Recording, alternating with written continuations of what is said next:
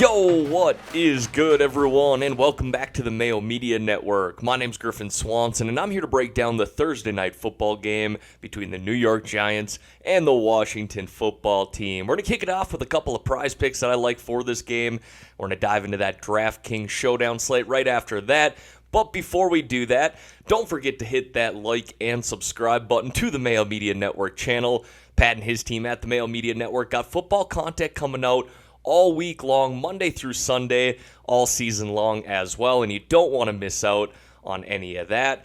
For you podcast people, head on over to the Apple Pods. You can find all of the content there. Leave a 5-star review while you're at it. But all right, everyone, let's dive into this Thursday night game here, kicking it off with a couple of prize picks.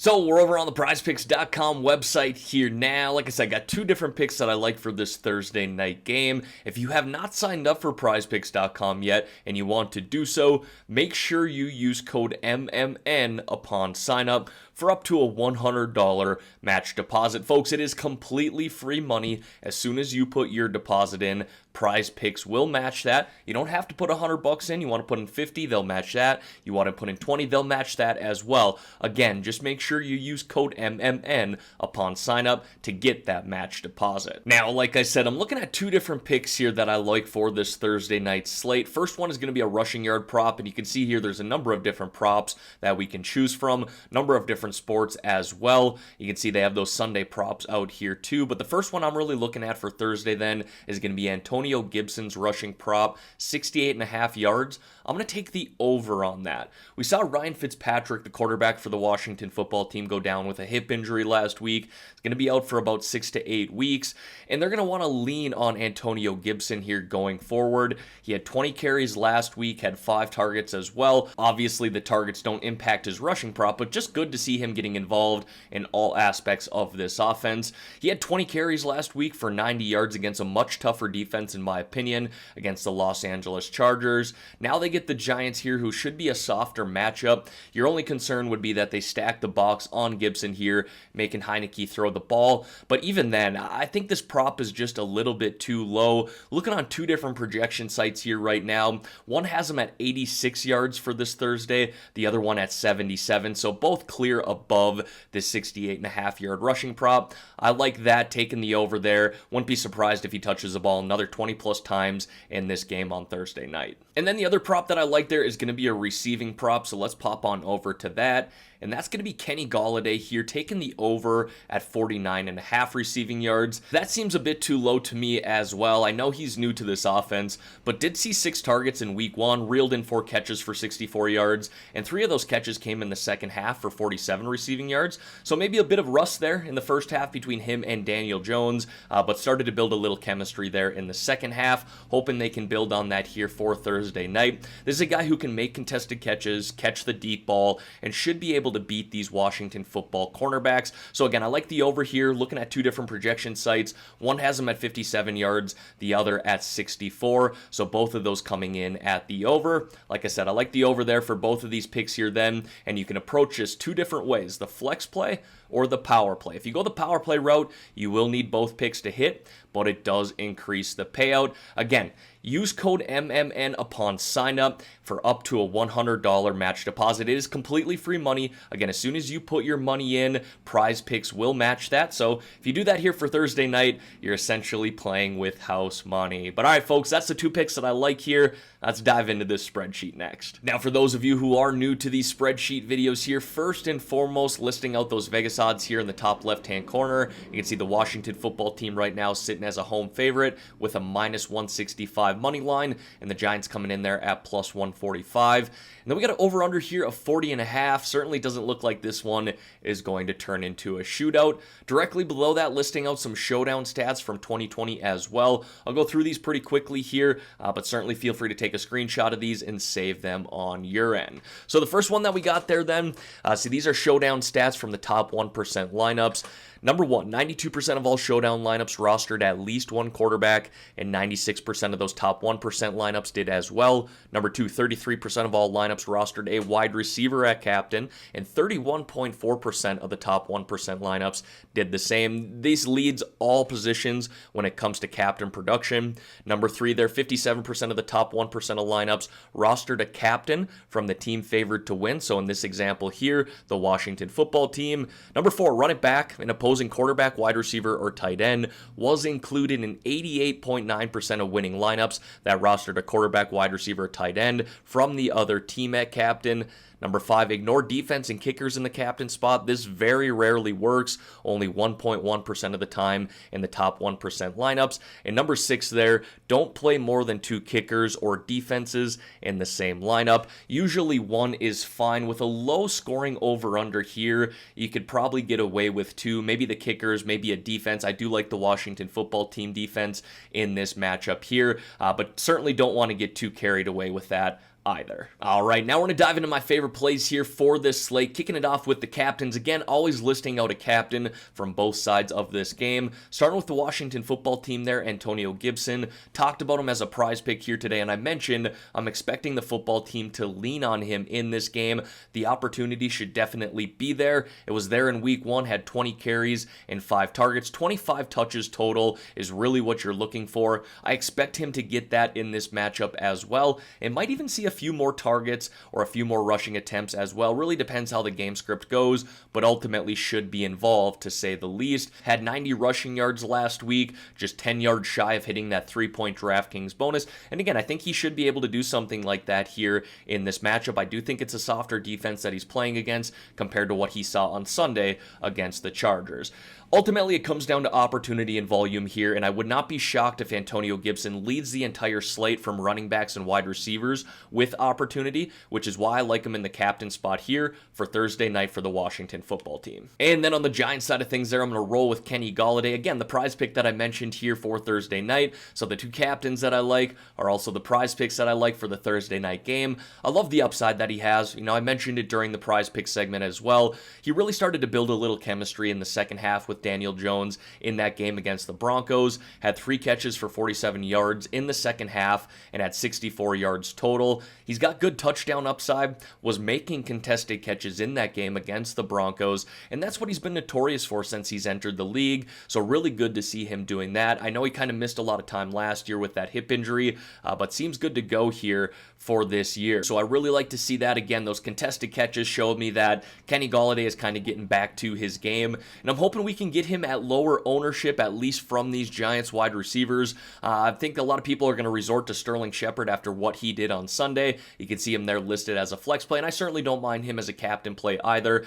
Led the team with 9 targets, 7 catches, 113 receiving yards, and a touchdown. 27 DraftKings points is really nice, but there's no reason that Kenny Golladay can't do the same. I know the over-under here is only at 40.5 points, but for wide receivers, it doesn't take much for them to kind of break a slate. They don't even need to score a touchdown. If they get 10 catches, over 100 receiving yards, they're sitting pretty nice.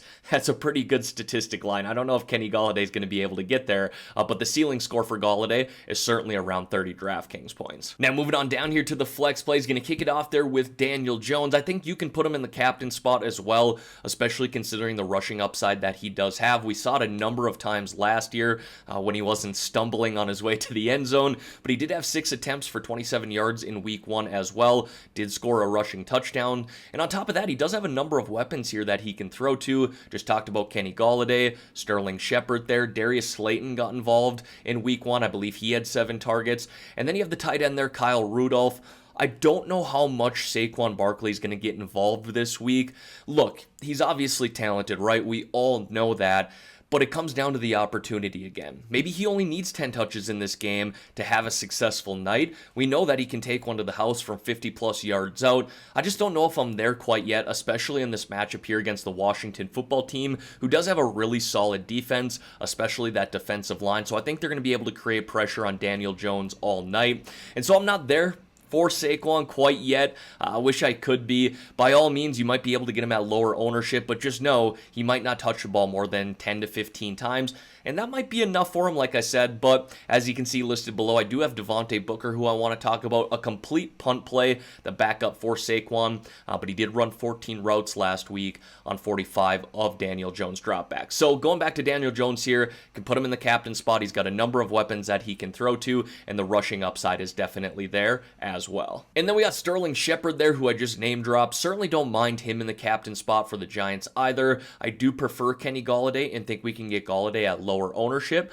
Based off of the way that Shepard played in week 1 against the Broncos, he did lead the Giants in targets, receptions, 113 receiving yards, and scored a touchdown as well. That resulted in 27.3 DraftKings points. So the upside is definitely there with him, especially if he's going to continue to see that amount of targets game in and game out. You can't guarantee 9-10 targets per game, but good to see that here in week 1. Probably has the most chemistry with Daniel Jones of all those Giants wide receivers. So that's definitely something to go off of. And if you wanted to, you could stack him up with Daniel Jones, and you could even run a little double stack out there as well with him, Kenny Golladay, and Daniel Jones. Like I said, a number of different options that you can go with this Giants team, but I kind of like the pass catchers in this matchup against the Washington football team. And then we have a run of picks here from the Washington side, starting with tight end there, Logan Thomas.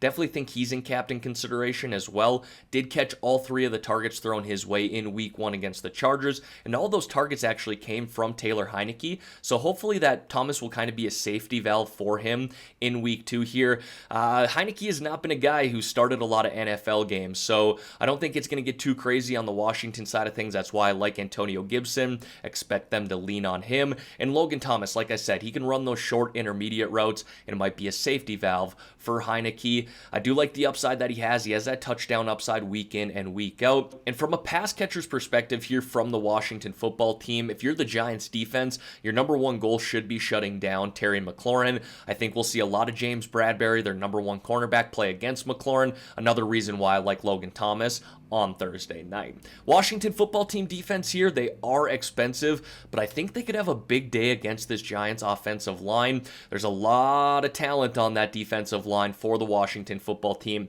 including a guy named Chase Young, who could realistically have 2 sacks himself in this game. That Giants offensive line, there certainly are some major question marks there. But again, that defense for the Washington football team is pretty damn talented, especially on the defensive line side of things. I think they're going to be able to get after Jones, create pressure, create sacks, and ultimately pressures do lead to turnovers, and we all know that Daniel Jones is not afraid to make mistakes. So I like them, even though they are expensive in a low-scoring game, or at least a projected low-scoring game like we're seeing here with an over-under of 40.5 points. It definitely makes sense to roster a defense in those types of games compared to that's projected to be a shootout. And then I want to talk about both kickers here, Dustin Hopkins and Graham Gano. Again, the over-under there is 40.5 points. It wouldn't shock me if we don't see a lot of touchdowns scored in this matchup here, and we see points scored from these kickers. Dustin Hopkins played pretty well in week 1 against the Chargers. He did miss 1 field goal, but went 3 for 4 and racked up 12 DraftKings points in a low projected slate like this. That's not bad at all. I certainly like the upside there. Graham Gano did not kick a field goal in week 1 against the Broncos, but he did go 26 for 26 last year within 50 yards. It's nice to have kickers make those 50-yard field goals, get you 5 DraftKings points there, but good to see the consistency as well. Ultimately, it does kind of come down to game script. If you think this is going to be a lower scoring game, hell, it could be 12 to 15 or 12 to 18 where we see these kickers get quite involved. I'm not saying that is going to happen, but I'm not expecting a slew of touchdowns to be scored either, which is why I don't mind either kicker from this game. Now, it doesn't sound like Evan Ingram is going to play here once again in week 2, which makes Kyle Rudolph the number 1 tight end for the Giants heading into this matchup. He saw 5 targets in week 1 against the Broncos in his first game as a Giant. So just like Kenny Golladay, he has to build a little chemistry there with Daniel Jones, but I love the touchdown upside that this guy has. No, he's probably not going to get you 100 plus receiving yards or have 10 plus targets in this game, but he's certainly a guy who could go for 3 catches and 2 touchdowns in the red zone. So that's kind of what I'm banking on here, especially at this price tag of $3,200. He's probably not someone who's going to break the slate, but assuming he does score a touchdown or even 2, he very well could end up being in the winning lineup. We then got Devontae Booker there, the backup for Saquon Barkley. I talked about Barkley earlier. I certainly think that Barkley has that upside to just break one for 30 or 40 plus yards, and then you probably will need him in your lineup. But I'm going off a punt play here. With these showdowns, especially if you're playing big tournament GPPs, you need to get a little bit unique. I think you could do that here with Devontae Booker. He's probably not going to rush the ball a whole lot, but if the Giants are playing from behind, that would bode well here for Booker. He did run a route on 14 of Jones' 45 dropbacks in week 1. So at least he's running routes. He didn't really do a whole lot with that in week 1, but you just like to see the opportunity there. So again, this is a complete punt play, but assuming that Saquon is limited once again here in week 2, again, that would bode well for Devontae Booker. And then the last pick that I got there is Dyami Brown, the rookie wide receiver for the Washington football team. I talked about it earlier when I was going through Logan Thomas. I expect the number 1 cornerback for the Giants, James Bradbury, to play quite a bit against the number 1 wide receiver for the football team, Terry McLaurin, and honestly wouldn't be shocked if McLaurin sees double coverage throughout this game, which is going to open things up for guys like Dyami Brown and Logan Thomas.